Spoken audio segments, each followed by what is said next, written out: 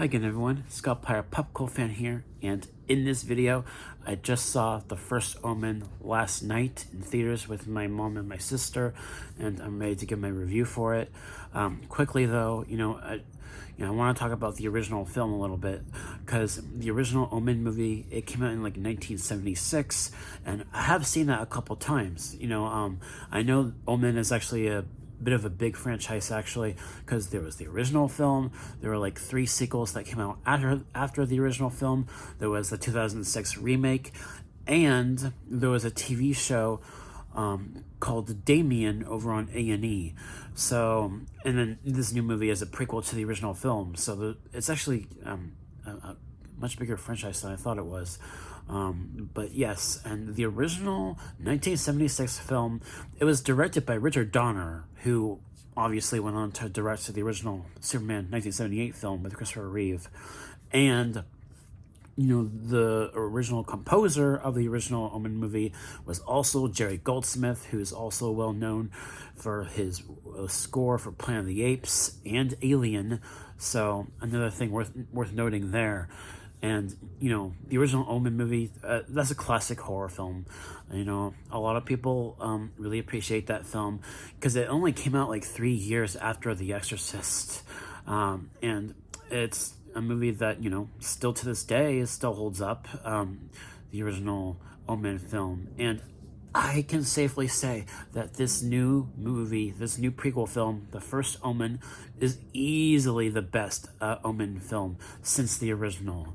Because, like I said, I've seen the remake. I know I've seen the remake. The sequels, I'm not sure. I can't remember if I've seen those movies or not. But I can safely say that this new movie is much better than the 2006 remake. I think with what they were able to do with this new prequel film, I thought it did a really good job sort of being like a female body horror film. So, because of that, there's a lot of intense and grotesque moments in this movie. So this is not for the faint of heart. This is pure hard rated R.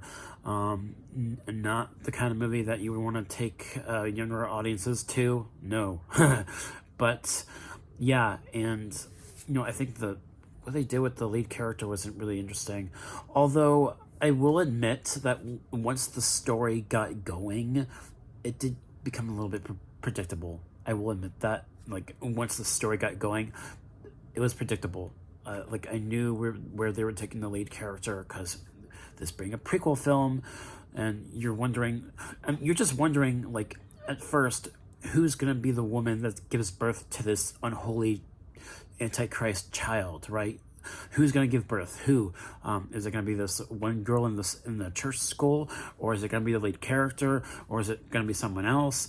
And you wonder that for like the first 20-30 minutes of the film, but then once the story got going, it's predictable. So that I will say that about the movie.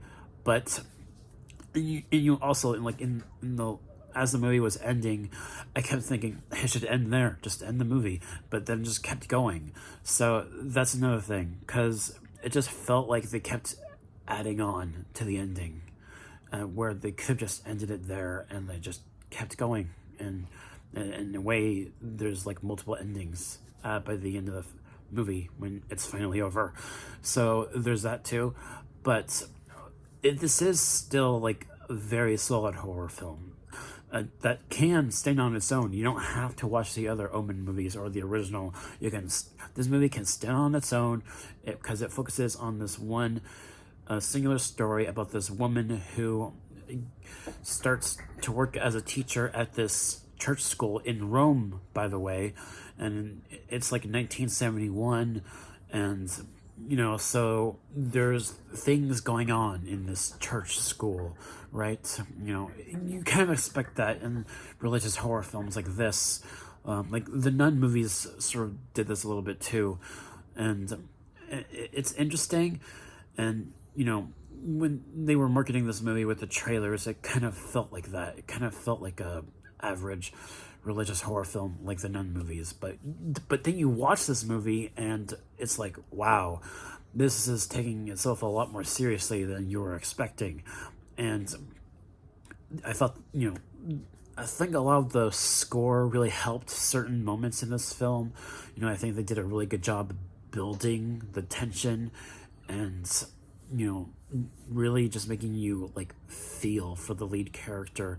And in a way, you can tell that everything that's going on is starting to really affect her. But at the same time, she's also still able to manage being optimistic, even though all these other things are going on. She's able to like still be a little optimistic for a while up until the third act. And I liked that about the lead character. I thought she was a great lead character. There's quite a few Game of Thrones alumni in this movie that I didn't recognize at first. I mean, I recognized the older actor at the beginning of the film, but like there are quite a few other actors that were on Game of Thrones in this movie, and that's really cool. And if there's anything about this movie that I can compare to, it's something else I've also done a review for a while back over on my channel. The Expecting, which starring Anna Sophia Robb, which that series that's available to watch for free on YouTube. It has a similar kind of concept because you have this woman who is experiencing this unnatural, supernatural pregnancy, and there's this like cult of people that's trying to make this pregnancy happen. And it was like that on The Expecting, and it's sort of like that here too in this first Omen film. But it's with the church going people that are working in the school, like the nuns, the priests, it's this sort of like religious zealot cult school church. And they're trying to make this pregnancy happen. They believe that it's something that's going to help save humanity or something like that, right? And I'm trying not to say too much, but I feel like I already have. And it's interesting. And at the same time, also, there's a lot of moments in this movie where it's like, oh, I can't believe I'm watching something like this on screen. Because it's like grotesque body horror that The Expecting did as well at times. I'm trying not to talk about that too much because, but alas, I thought this was a great film. Yeah, and I think where they ended this movie, it could potentially lead to spin-off films in this franchise in the future, and that's really exciting. This is the first horror film I saw this year, and I'm glad I did. This was the first horror film I saw this year because I thought it was really great.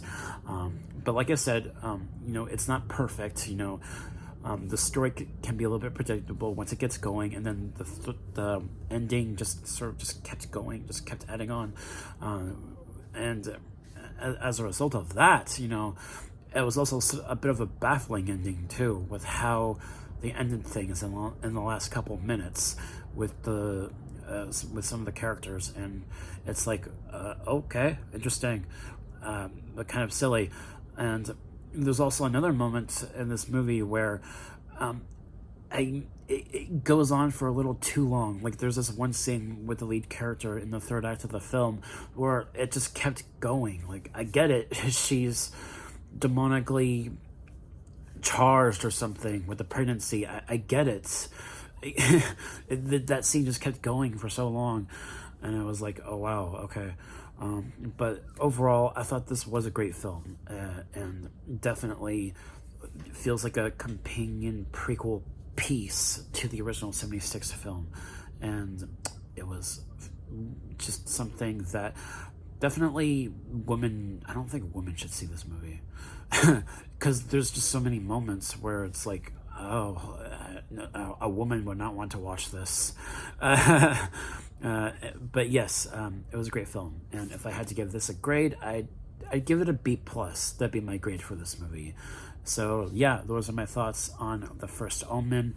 And there is this one other thing in this movie where like I kept seeing the name Skiana multiple times in like files, and just it was weird seeing the name Skiana. I've never heard a name like that before. It's like a mix of my name a little bit and Anna. Okay, interesting. I don't know why. I don't know if that's a name that actually exists or if it's just a name that exists in this movie. But Skiana, I've never heard a name like that before.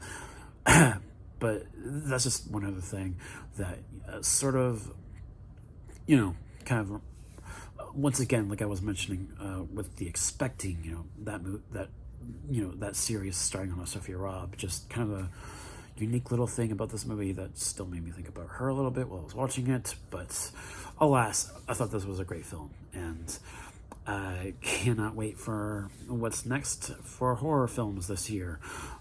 When I get to see another one, we shall see. All right, guys, take care and have a great day. Peace.